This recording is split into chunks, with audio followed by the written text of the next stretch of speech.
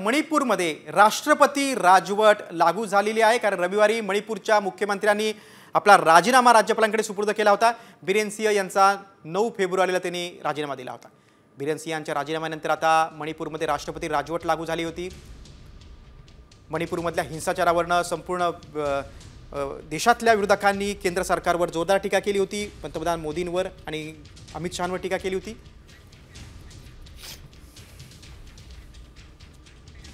मणिपूरमध्ये राष्ट्रपती राजवट लागू झालेली आहे कारण रविवारी मणिपूरच्या मुख्यमंत्र्यांनी आपला राजीनामा राज्यपालांकडे सुपूर्द केला होता। बिरेन सिंह यांचा 9 फेब्रुवारीला त्यांनी राजीनामा दिला होता। बिरेन सिंह यांच्या राजीनाम्यानंतर आता मणिपूरमध्ये राष्ट्रपती राजवट लागू झाली होती।